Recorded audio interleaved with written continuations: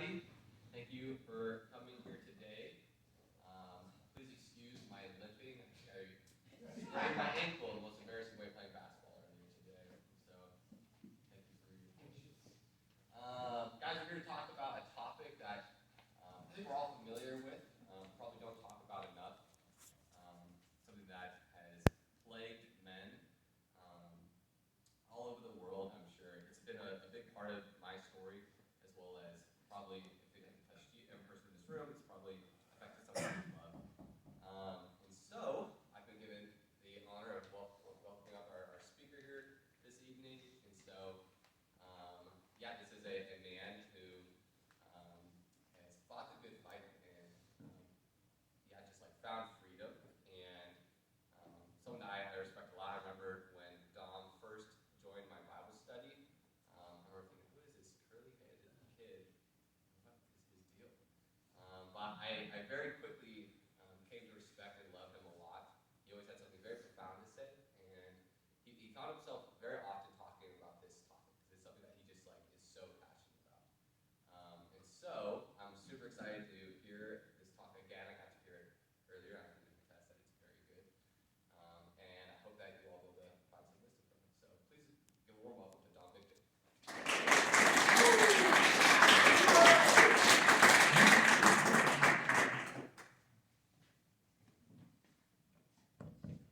All right, let's tango.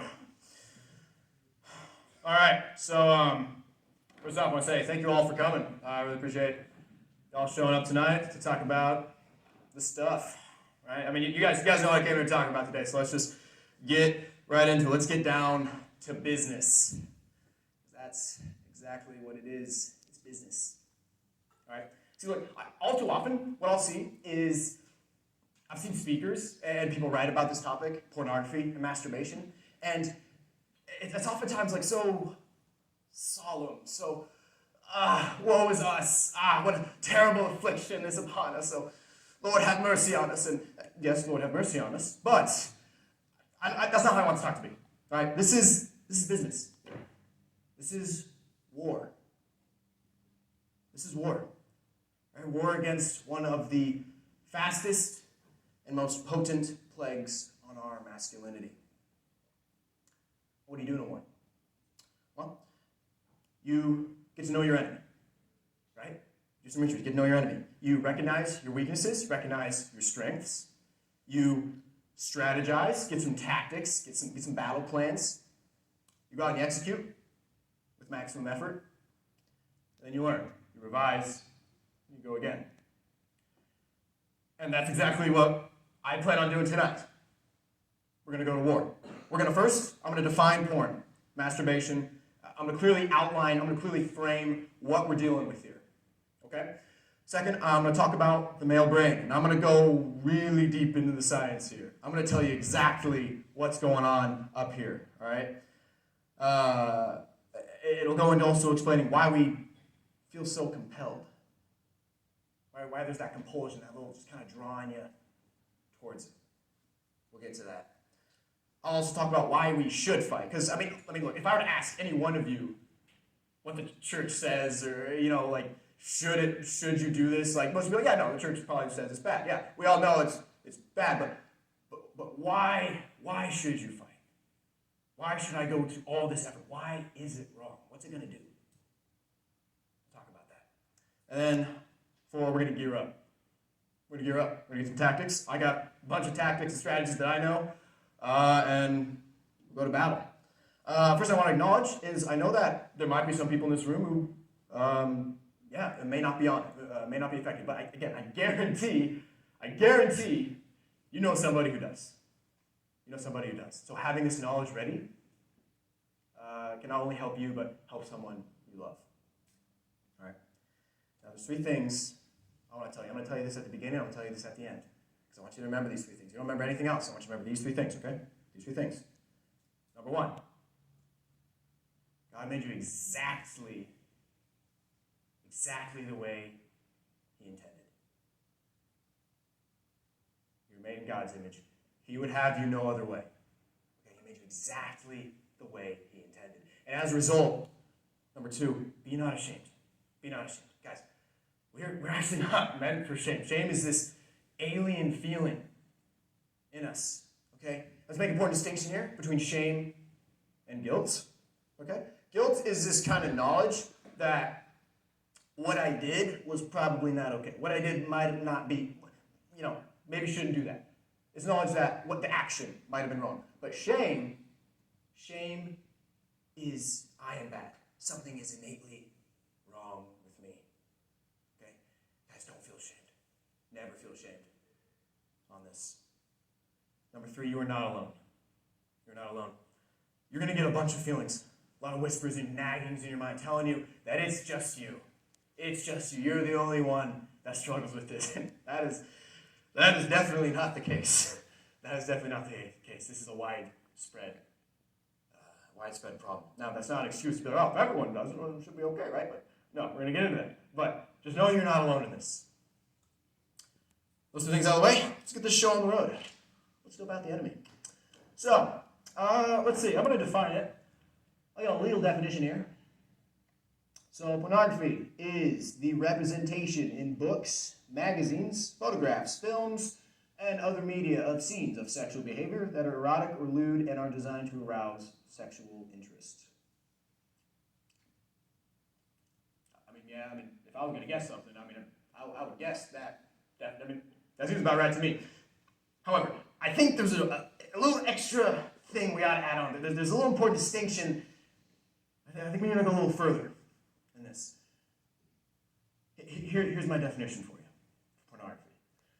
Pornography is anything you intentionally put in front of your eyes that gets you aroused. Anything you intentionally put in front of you with the full knowledge that it will get you aroused. That is what we're talking about here. That's pornography. A little extra distinction, because I'll mention masturbation. Most of my talk is going to be in pornography, but I need to mention masturbation here because there's a lot of kind of gray areas. It seems like people are kind of like, is it bad? Is it, and is it really that harmful? And there's a lot of articles online. If you look online, there's a bunch of medical articles saying that it's healthy for you, and those type of things. But I'm here to tell you, definitively and decisively, masturbation is hurting you. Masturbation is bad for you. Okay? If you want to go into why, I'll have time for questions at the end, all right? But masturbation is something that has to be dealt with. Just kind of the broad spectrum, just the broad looking at what the porn industry is like. This is like 80 to 90% of men, all right, are caught in pornography. And it's not just a male issue, too. About a quarter to a third of women as well. Okay? So, and I think the thing when I look at the porn industry is that it's not like this little imp. It's not like this little guy. Because it's so easy maybe to think like, it's just a little thing that makes some little videos, right? No. No. The porn industry is a beast. It is a colossus. It's mostly privately owned. It's just a couple of guys who run this thing. And their sole goal is to just snatch as many men as they can. All right? It is too large and expansive to put a number on the value of the porn industry. We know it's in the many billions. It's huge. They have a lot of money to work with, billions upon billions of dollars. And they are clever. They are smart as hell. They know exactly how to get to the male heart. Okay? They're breaking into mainstream culture. We've already seen this. We've seen the hypersexualized culture, the shift very quickly leaning to the hypersexualization. Just a couple examples like Game of Thrones. Come on, don't tell me that. That show has more than its fair share of lewd scenes. There's a lot of scenes in there. Rick and Morty, they started doing ads for Pornhub. Right? Video games. It's also video games. Cyberpunk 2077 game came out. Thing is loaded with sexual content. It's all over the place. You can't play the game without seeing it. And last thing on pornography, just as in framing it, this is, in my opinion, the worst drug. This is the worst drug. Okay? Kind of put this context. I don't know if any of you had things like in your high school. For me, it was like Red Ribbon Week. It was like anti-drug campaigns. Okay, I don't know if you had something like that, kind of like pushing, get kind of drug awareness, those type of things. Like, hey, don't do drugs, kids. And great, great intentions. I'm glad. Hey, thanks to do that. But yet, why do we get so many kids that still go do drugs? Are these campaigns bad? Like, are they not doing things right? And I think the thing that they forget to tell you is how amazing the drugs feel. Same thing with porn. Like, let's not put it down. It makes you feel magnificent, right? It makes you feel amazing. And you literally carry your own supply at all times. You never run out. This is what makes it the worst drug. It's so accessible. And it's anonymous. You can always do it. No one will know. That's what makes it the worst drug. And how powerful it makes you feel. And yet we know there's just something in the back of our mind just saying, maybe this isn't right. Something's missing. Yeah. I also want to make an important typology change here between lust and desire. And I think I'll get to this at the end of the talk, but there's an importance here between these two things. Lust being, I will say, just always bad, and desire being pretty much always good. All right? I think we can make an important distinction here, but we'll get to that later. Now, it's time for some science. Now, fellas, I'm going to say some big words here. I'm going to say some big brain words. I don't need you to remember all these. That's fine. I will point out when I want you to remember something, because that means I'm going to refer back to it later. Okay? So, important word, when we get to the brain science here, is neuroplasticity. Neuroplasticity. It's the brain's ability to be changed, to be molded. Our brain's made of plastic, pretty much. And that's a good thing. You better believe that's a good thing. Because that allows us, life would be pretty hard if it wasn't. It allows us to get good at things. It allows us to make memories. Every time you make a memory, that's your brain having the property of neuroplasticity, making a change for that memory. Okay? And that's good. It's great. But it can also do some harm.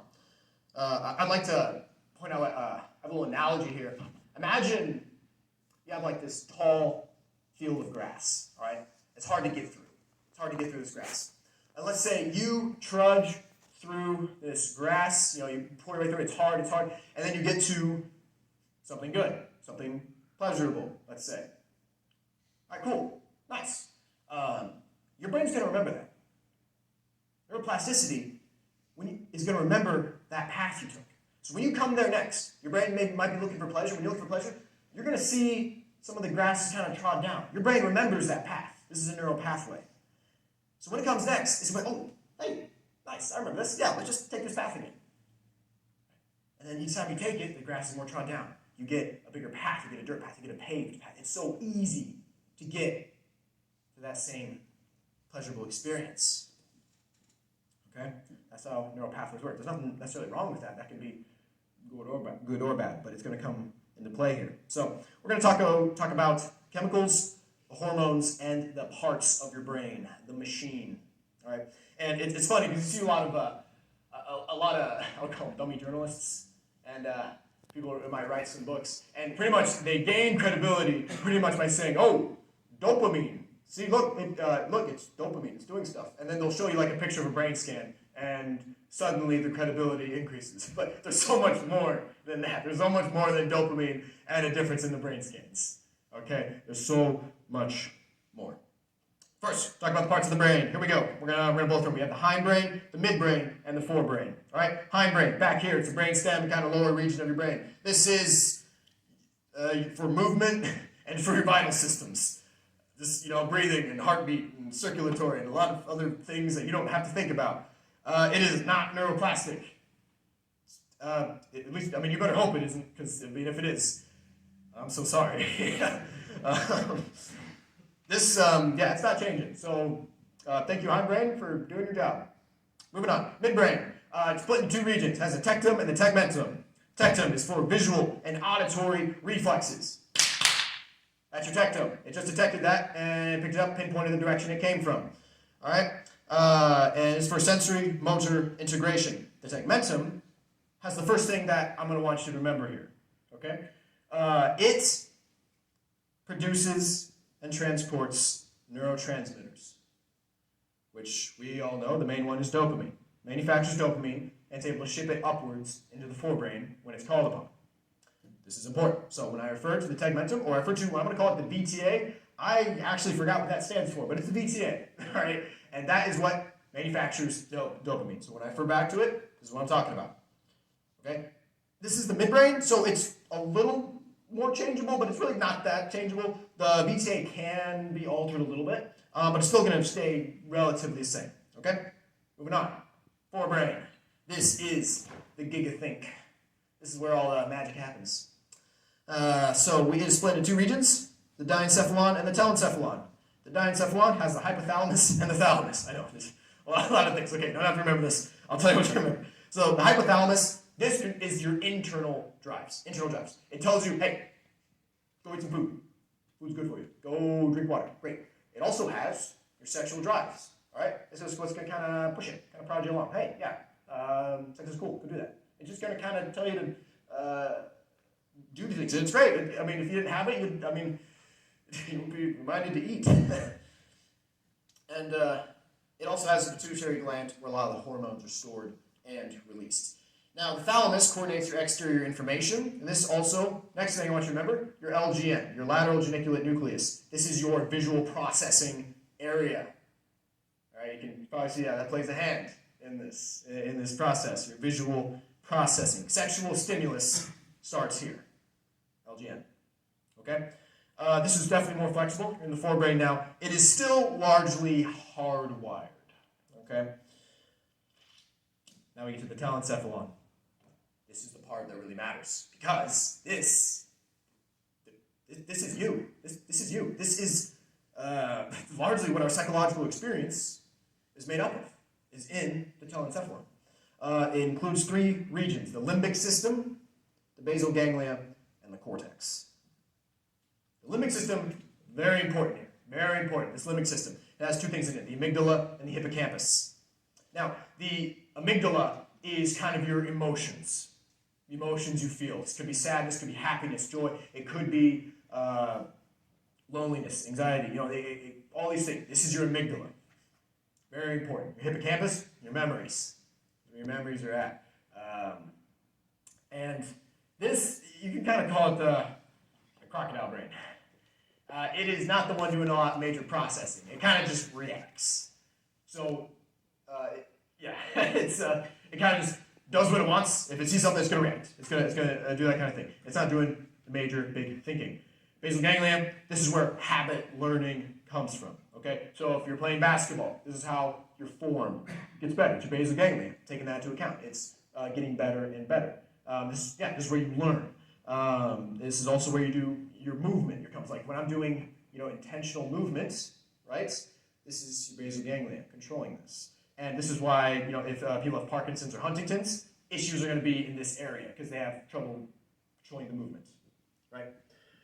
All right, the cortex. This is the mega gigabrain, all right? 4 lobes in this area. The temporal, which is your hearing and language. Occipital, which is your vision. Parietal, which is your touch. And frontal, which is your complex thoughts. This area adjusts. It processes and adapts a lot. All right? While your forebrain is a lot of your psychological experiences, your telencephalon, your cortex is where a lot of this stuff goes down. All right? And as a result, it is highly flexible to both virtue and vice. Now, went through the brain. What happens when we chuck porn at it? Well, pretty much everything gets nuked. Literally, everything gets nuked. So, porn, let's say, watching porn. The stimulus comes through the eyes, goes into the LGN, right? The LGN, the visual processing area. Alarms begin blaring. It sends this little signal to the hypothalamus. This is your drive center. This is what recognizes the sexual drive. When it receives this, it's going to be like, ooh, I know what that is, and it's going to send a signal down to the VTA, your dopamine manufacturing area. When your VTA receives that, it's like, all right, Let's get the show on the road. So it starts pumping up some dopamine. Dopamine is going to start flooding your system now. All right? This is where tension and stress starts building up in your limbic system. Your limbic system, emotion center. Right? You start feeling kind of energetic, kind of anxious during that time. Right? Dopamine builds, tension, anxiety builds, and there's really only one way to release it quickly. Orgasm, ejaculation. Right? We'll get that in a second when we talk about the hormones. But the BTA sends a flood of dopamine. And what this does is it's all around your forebrain, but what it especially does is it goes into your limbic system. Again, crocodile brain. And what it does is it washes over your amygdala. It shuts down the amygdala. It shuts down your fear center. This is why we get this kind of transcendent feeling. Is because you literally don't feel any fear. The tension and stress has been released. You don't feel fear for about 6 or 7 seconds. You're invincible. Now after this experience, this incredible experience, your hippocampus and your basal ganglia are primed to remember that. Oh yeah, they're going to remember that. Especially when you start feeling some similar feelings, when your amygdala hypothalamus sends certain signals, they're going to remember that. Okay.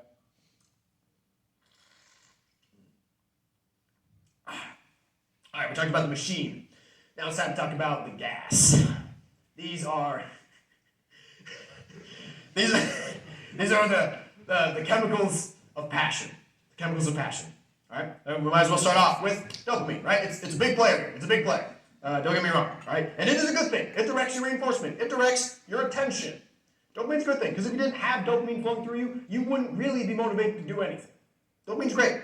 It gets you to focus in on things of significance, things that have rewarded you before. So this is not, people call it like the feel-good chemical. Yes.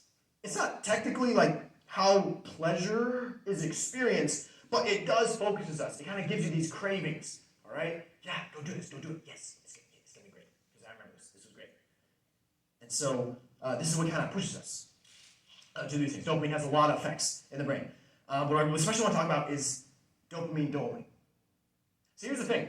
When your BTA sends an absolute flood, a torrent of dopamine into your brain, your receptors, that means it's a neurotransmitter, so it kind of hops, across sending the signal, right? When it floods the area, your receptors are like blown up, all right? Imagine if someone is yelling into your ear, what are you going to do? You're going to cover up, right? Receptors kind of do a similar thing. Like, okay, yeah, I don't want to receive all that much again. That was a lot. So it kind of dulls. So it's going to receive less dopamine. And the thing is, the brain needs a certain amount of dopamine flooding through it in order to achieve orgasm, in order to achieve the climax. But if your receptors aren't receiving as much, that means it needs more dopamine to get the job done. And this is what we call tolerance. This is tolerance. All right? Tolerance has a lot of effects. And I think I can speak from my own experience, and any of you that know what I'm talking about, like the place that I started, like when I first began watching porn, the place that I started is not the place that I ended. This is because of tolerance. Tolerance is going to make you seek out more novelty, different things, and even to the point of where you need something kind of horrible, a shock factor, because a shock can give you a burst of dopamine. This is where child pornography comes from. This is where incest porn, like for somebody like these rising trends in the porn industry. This is where bestiality comes from, like all these crazy things. But it makes sense because they need the shock factor. This is why it's the fastest growing crime in the U.S., child pornography, cited by the FBI. Tolerance is building, and this is really the only thing that the receptors will receive. Right? It can dull the receptors to the points of that only porn will get you aroused. I think I'll bring up a little experiment done. If any of you were here last year, a guy from Fight the New Drug, was here, and what he did, he brought up an experiment done, I think it was like in the 60s, I think. It was done on butterflies. That's what it did. Had a bunch of male butterflies in the room, had a bunch of female butterflies in the room, right? And usually they're just doing their thing, fluttering around, mating, and doing butterfly things. But what he did is that a lot of how the male butterflies kind of know the female butterfly and how that they kind of know the mate is like they see the colors. They see the colors of the female butterfly. In a sense, they're attracted, right? So what he did is that he took a cardboard cutout of a female butterfly, brightly colored it, far brighter than the actual females were, put it on a string and hung it in that room. What started happening was that the male butterflies would only go to that cardboard cutout. They would completely ignore the actual female butterflies. Right? This is supernormal stimulus. And this is what porn is. This is a super normal stimulus that will hone you in only on it and nothing else. That is the only place where you get aroused. Okay? This is the effects of dopamine doling. Next hormone, testosterone. The male hormone. I mean, this is our juice, right? And we have like 40 to 60 times more than women do. Right? We have a lot. We have a lot of testosterone. It does a lot of cool things. I mean, gets you big, gets you taller, bigger organs. I mean, it does cool things. But what it also does, testosterone is what picks up on the sexual cues.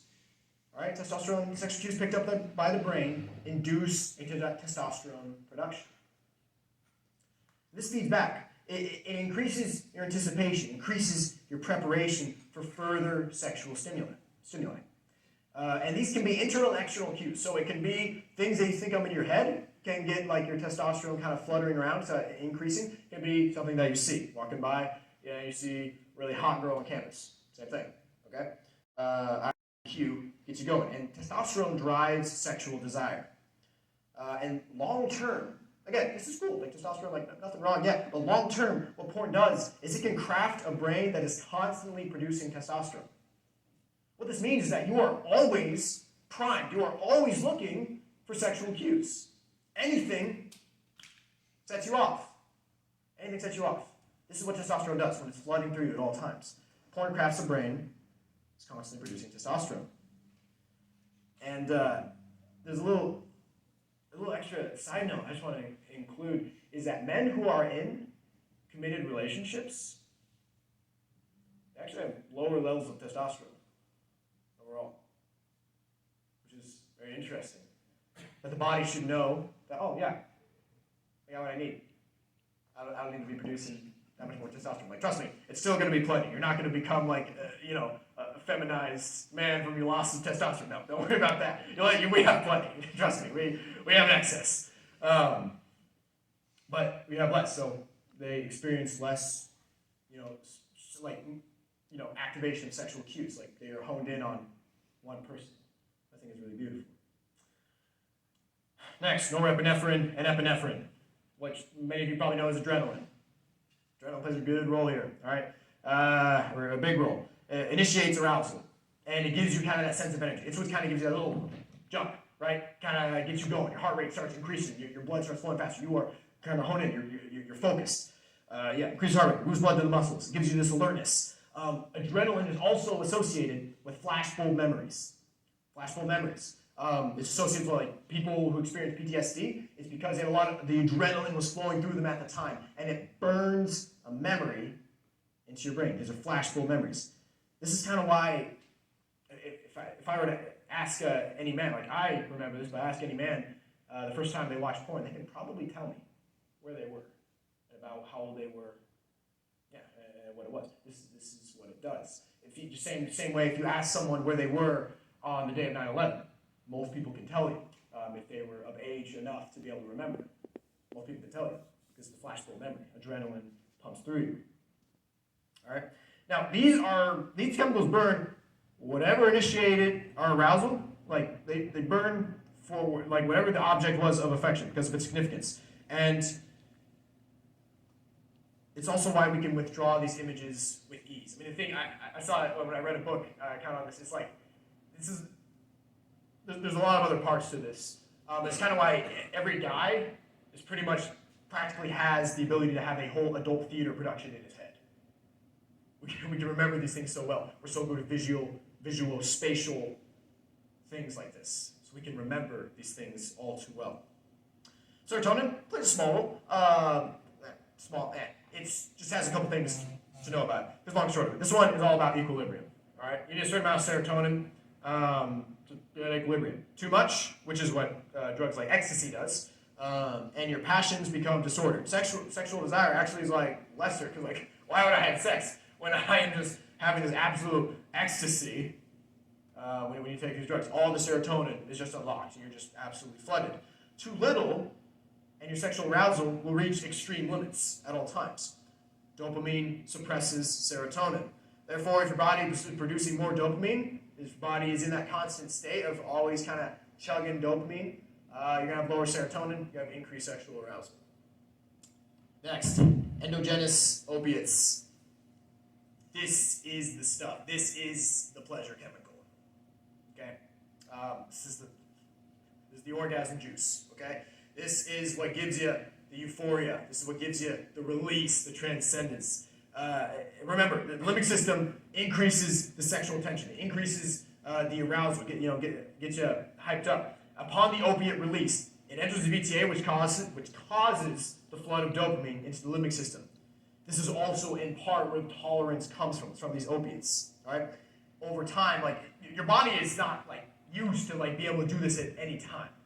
Okay, it takes a lot of preparation to do this. But the more you do it, more frequently you do this, the more that the opiates will dull, your tolerance will build, and the euphoria that you feel is actually going to diminish. It steals the joy from sexual activity. Eventually, it just becomes that you have to do it in order to feel at least somewhat stable or normal. It's not this great thing. Last chemicals. Oxytocin and vasopressin. These are really cool chemicals, but they can also be really, really bad in terms of pornography. So these are the binding chemicals upon orgasm. They are released, upon that climax. Okay, they are slowly released throughout the entire arousal stage, but upon the climax, they flood out. And what oxytocin does, it is the satisfaction of sex that you feel. It is the trust, the affection. And the vasopressin is what binds a male to the object of affection. The thing you have to know about these two chemicals, they are indiscriminate. It doesn't matter if it's an actual woman or a screen. They're going to bind you to it. Whatever the heck it was, that's the stuff right there. This is why you feel so attached to the screen. You feel so attached to whatever's on those websites. Okay? It's part of why porn compels us to keep coming back. It's these binding chemicals. Okay? Hopefully this is kind of painting the picture. Porn hijacks our systems. It thrusts them into disarray and dysfunction. But I think you can also look at it. It paints a beautiful picture of what we're meant for. Because all these things I just said, all these hormones, the function, the machine, the brain, these things are not bad. In the right context, these things can be amazing. It can be just so incredible. If two people in the marital union do the marital act, it's so well put together, so well built, so fine-tuned.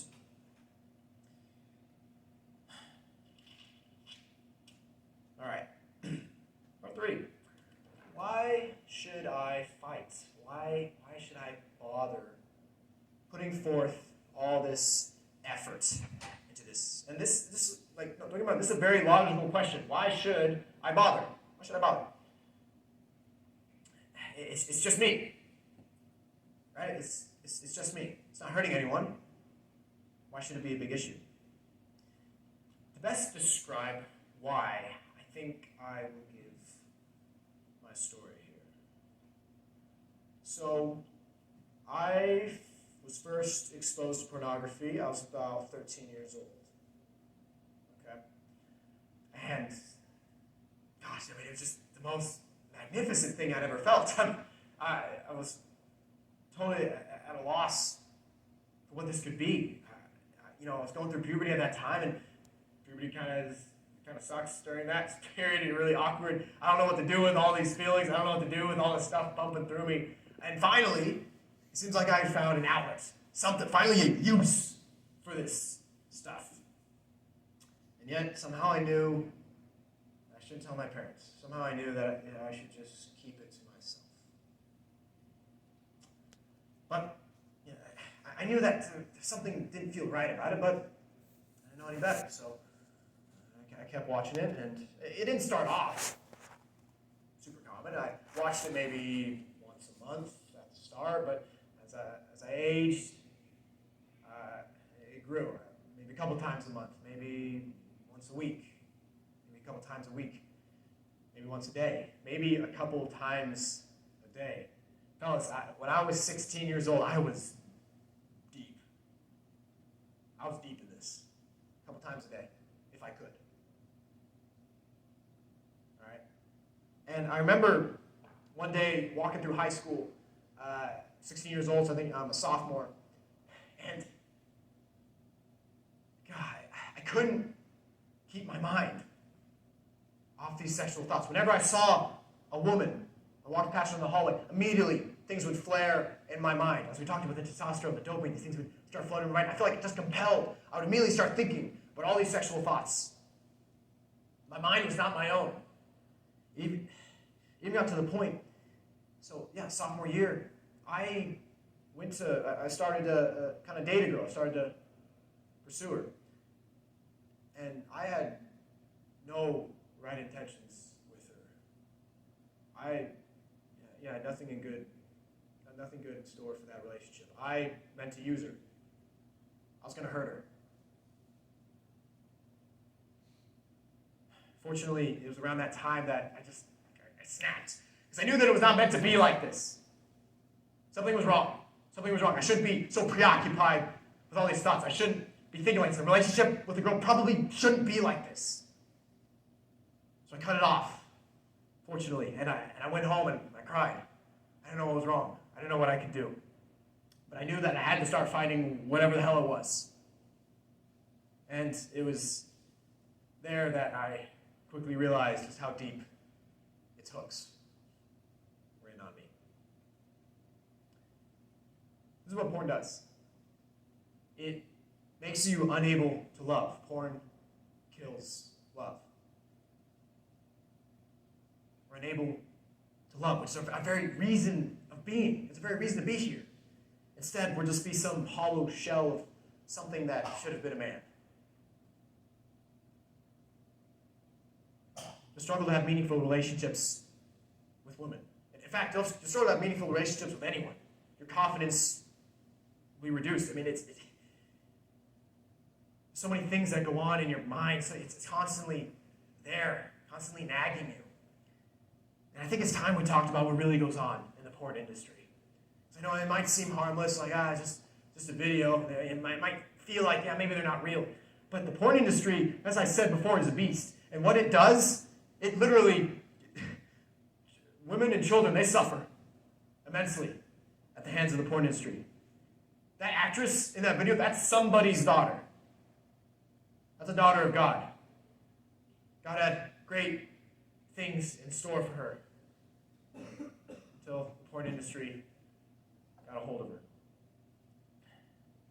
And if you sometimes see a video, if it's an older porn video, I don't know, like 8, 9, 10 years old, there's a good chance that actress is not alive right now.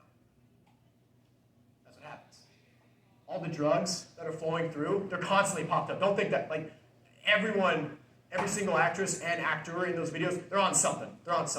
And the STDs are just flowing throughout the entire place. They can't handle this. And as soon as they get just a little bit, the porn industry decides, they're not attractive enough, or it's not novelty enough, they're out of here, left with nothing. There's a common phrase said by the people who work in the porn industry, kind of like this, they fall off the face of the earth. One day they're here, and the next, no one ever sees them again. What's more, I want you to think, like, what kind of man does your future wife deserve? What kind of man does she need? More than that, this is a separation from God. Our sexuality is an amazing gift. It is truly incredible. But this is an abuse of that gift. Okay? And as I said before, I think this is a good time to get into the difference between lust and desire. Because I don't want to push too down on the sexual side of things. No, indeed. There's a quote for the first, Yancey, I think, said, like, we are never more godlike than in the act of sex. Okay? So let's make an important distinction between lust and desire, because sometimes I think these get confused.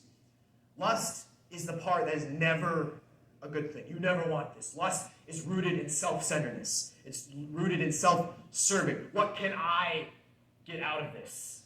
How can I feel pleasure from this? It's an inordinate obsession with the sexual side of things. I can read maybe a little thing in the Catechism here. Yeah. Lust is the disordered desire for or inordinate enjoyment of sexual pleasure. Sexual pleasure is morally disordered when sought for itself, isolated from its procreative and unitive purposes. Okay? This is lust. Right? It's not like when you get married, now you have a license to lust. No. But instead, let me tell you about desire. Desire is the recognizing the beauty in God's creation. Like, look, listen, when you see a pretty girl walking by on campus or walking by, at Isidore, that's not a bad thing. If you go like, damn, she's hot. Cool. Like, that's fine. You're good. It's what kind of happens after. It's how you, kind of refocus your attention. You can be like, wow, God, you truly make beautiful things. And then you just kind of go about your day. That's cool. It's what happens after. If your mind continues to fester on that, keeps you to think about that, maybe is titillated, is procked by that. But yeah, that's what desire is, recognizing the beauty in God's creation. Reason by temperance. Temperance is kind of this scary word, but it's really just applying reason. Is this good for me? Is this what God wanted? And this desire is the desire for union with one person, the total gift of self, to love and be loved, to know someone thoroughly and to be known thoroughly, the way God designed it, generously, faithfully, and unconditionally. St. Augustine, so I'm reading Confessions, and it's just such a, talking about. St. Augustine, when he was going through the process, because if you don't know, he was a rather sinful man, let's say. He did a lot of things maybe he shouldn't have in his early years, specifically in the sexual side of things. So he kind of talking about how his thoughts were. He's like, Lord, give me chastity and continency, only not yet. Right? But the important quote, I think a lot of people know that, but the important part, I think, is at the end. For I feared lest thou shouldest hear me soon, and soon cure me of the disease of concupiscence, which I wish to have satisfied rather than extinguished.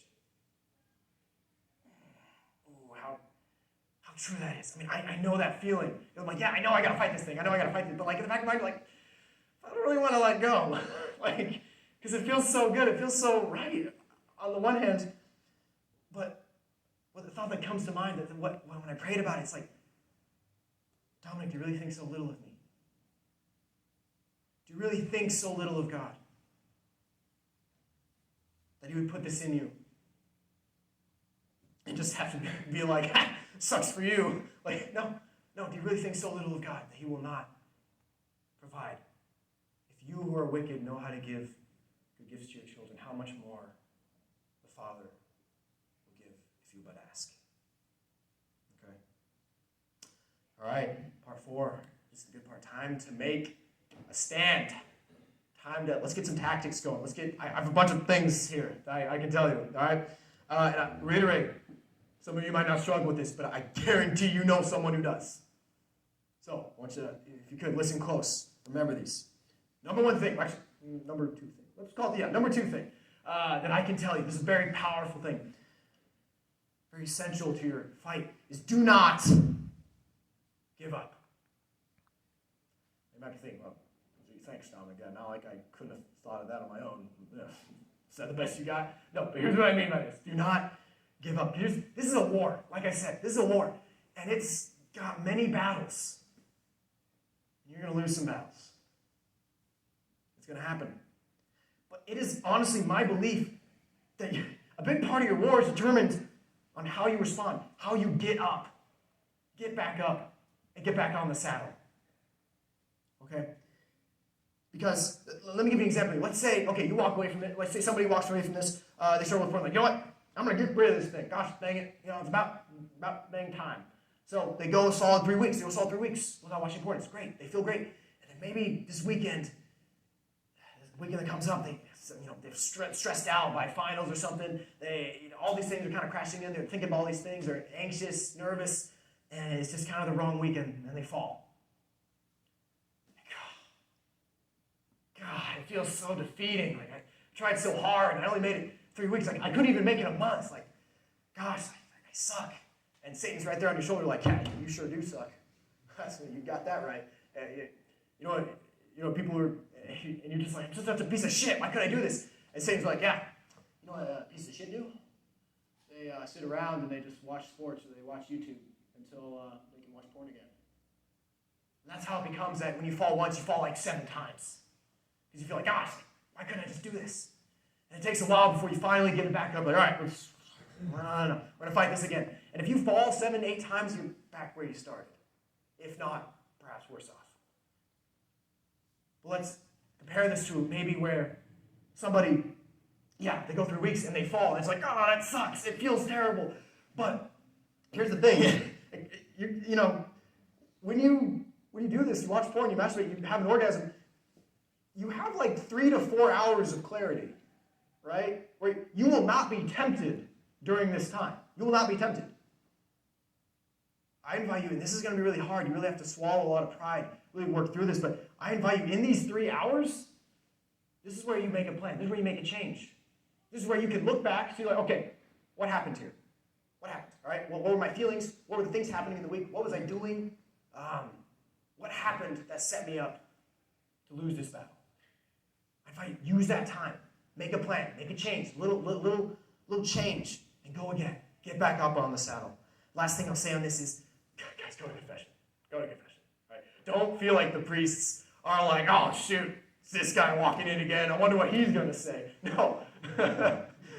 They're happy when you come in. And honestly, they probably don't remember it. They don't remember you coming back. No, get confession. Get that grace. Get that grace to get back up and go again. Get back up and go again. All right, next point here. Accountability. Accountability is huge. Accountability is huge. I can honestly say, in my fight, one of the biggest things was I just went and told my dad. I told him, hey, I need help. And we got software on my devices. He was my accountability. He worked with me. Because here's the thing I'm going to tell you. Satan really likes duels. He really likes duels. He'll love to take it a one-on-one. He's so confident in his dueling ability, he took on Jesus in the desert. Honestly, that passage is probably one of the scariest passages in the Bible for me.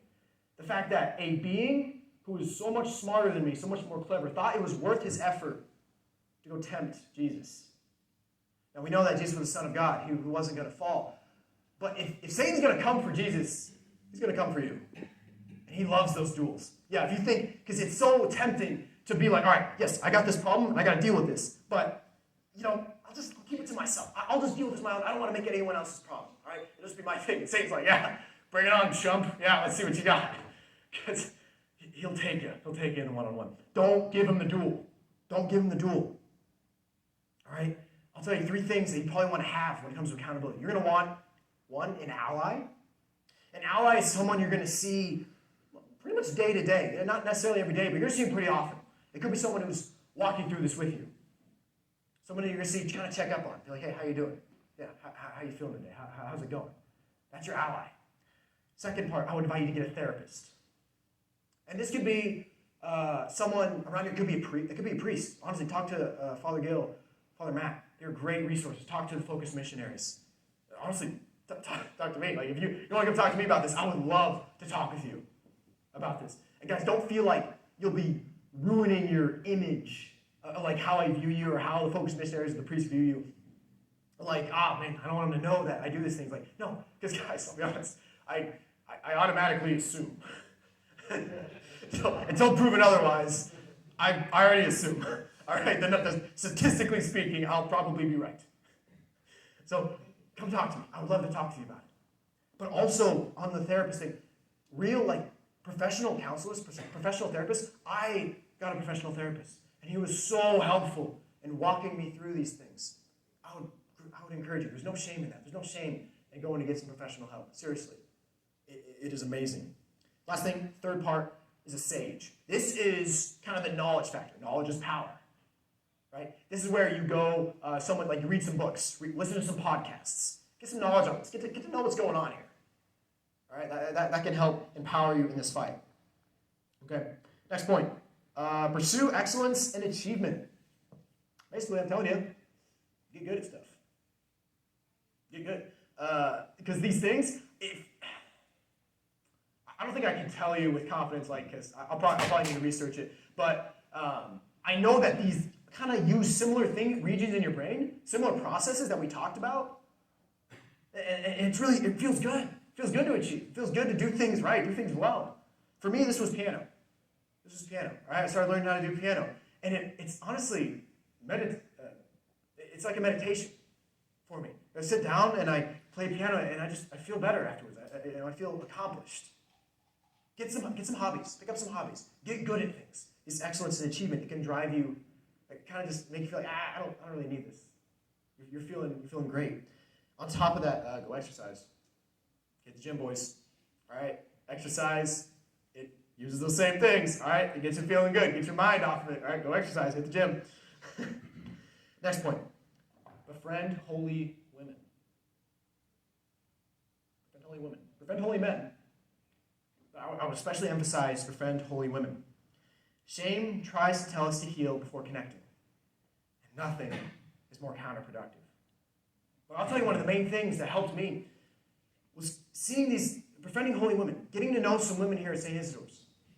Because what this did is I'd come in and I'd see them practicing virtue, striving to be the best Christian they could be.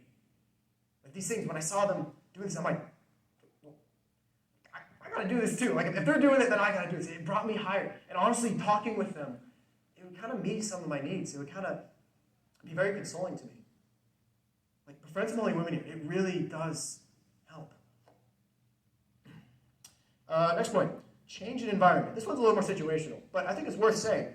I'll use a little example, a little statistic. So back in the Vietnam War, it sucks, terrible war, right? Being a soldier there, really awful. So what they did to cope with the terrible things going on there is a lot of them did heroin. One of the most powerful drugs, yeah? And so after the war was over, Army Command was like, wait, shoot, we got a lot of, it was 30% of soldiers used heroin while they were over in Vietnam. They're like, shoot, we gotta deal with this. We gotta do something about this. So when they did an investigation, they're like, first we gotta find out how many are on it, right? How many are still on heroin? What can we do maybe to help? And what they found is that the soldiers came back to the States. Over 95% of them had dropped heroin. Well, what? Heroin's one of the most addictive drugs on the planet, behind porn, of course. It's so addictive. How did 95% of them drop it? It was a change in environment. Change in environment. They no longer needed it. They no longer were in that routine of constant stress. No, they left it. They're in a different place, different environment. And I'm not going back to that. See, what I'm telling you is look for and create these golden opportunities to overhaul your routine. Because when you get in the same routine every day, every week, your brain knows, it remembers hey, I remember this time of day, I remember what we did there. And it's gonna kind of push you towards that. But if you change your routine, get yourself busy, get involved somewhere else. That could be a great trick. It could be a great thing to do. Stalk. Oh, wait. Ooh. What's going on? 10, yes. Next point. Identify the needs porn is fulfilling. This one's actually a little bit dangerous, I'll say. This one, I think, is very important for a completion of healing, for complete and full healing. But this one's a little dangerous. Because what I'll tell you is the addiction is only ever as strong as the need it fulfills. Addiction is only ever strong as the need it fulfills. There's a reason that it's there. It's fulfilling something. It feels magnificent, yeah, because it's meeting some of these needs. Your needs could be for intimacy, for vulnerability. It could be all sorts of things that are being met somehow through these mediums, through pornography and masturbation. So I'll tell you, stalk your cravings and desires. If they're there, if they're flaring up, something under the hood needs some attention. Now, I would only recommend kind of analyzing why you're drawn to porn in an adoration chapel. I would really advise you only do it there, because it's very easy that when you start thinking about it too much, you might set yourself off. You might titillate yourself. So I really only recommend doing this in adoration chapel. Okay? Both porn and Jesus appeal to the deepest longings in our hearts, and only one offers freedom. And now the most powerful tool I can propose. So everything else that I've talked about up to this point, it may or may not work for you. Maybe, like it might work, but it might not. We're all a little bit different. But here's the one thing I can give you that is as close to a get-out-of-jail-free card that I can offer. It's the rosary. It's the rosary. Pray this thing every day, and something's going to happen. I don't know what, and I don't know when, but something's going to happen. Pray this rosary every day. Pray it every day. Okay? Mary will not ignore you. It's not a surprise to me anymore that when I started praying a daily rosary, 5 months after praying a daily rosary was the last time I watched porn. Pray the rosary. There's power to it. Okay, remember, I'll close this out. 3 things I told you to start, telling you again. Remember, you were made in God's image. He made you exactly the way he intended. He would have you no other way. 2, do not be ashamed. Do not be ashamed. No room for shame. We don't need it. And 3rd, you are not alone. You're not alone in this.